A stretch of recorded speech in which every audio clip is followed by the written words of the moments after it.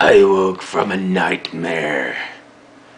I did not remember the details of the nightmare, just a sense of nameless dread that I was trapped and being sucked down into some horrible pits of despair. Then I remembered it was a nightmare about being stuck back in the crappiest job I ever had. Anyone who reads my blog will know I go on about crappy workplaces quite a bit. What you might not know is pretty much every story comes from one workplace. The worst job I ever had.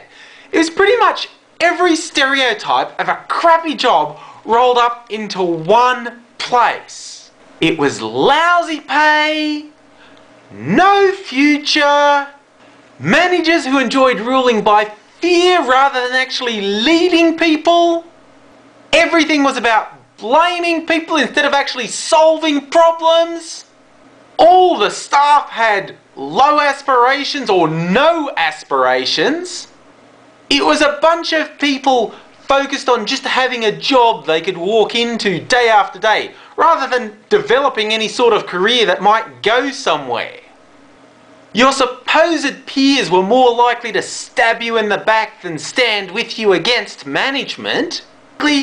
Everyone there had a fucked up attitude, including me. I was angry every day, and not in a good way like I do in the videos. It was non-stop, deadening, soul-destroying, spirit-crushing tedium, day in, day out.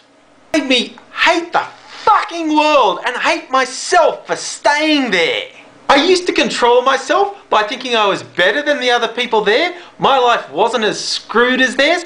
But that's the trouble with shitty workplaces like that. You start measuring yourself against how much other people suck rather than how you really want to see yourself. You think, I'm better than these fuckknuckles, so I must be okay. Then the day comes you finally escape and get into a decent job and you realise fuckknuckle +1 is not really a very high standard to set. In my case, I think it took about a year of working with more normal people to get my balance right again. You want a classic example of how fucked up these people were? When I finally left, I got a good contract role at a good rate. Basically about double what these losers were getting in their permanent roles. And what did one of them say to me when they found out? How can you justify getting that much? How can I justify it?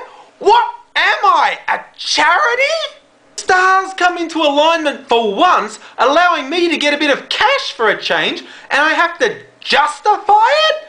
How about I'll take whatever the hell I can get when I can get it, because these bastards will screw me down any chance they get. When there are these bandit CEOs stealing millions of dollars from companies, I'll take a few extra bucks an hour. Thank you very much. I just got one thing to say to these pathetic little monkeys who want to drag the people down around them rather than fix up their own lives. Stay in your own tiny little world and think of justifications for yourself, because I'm not interested.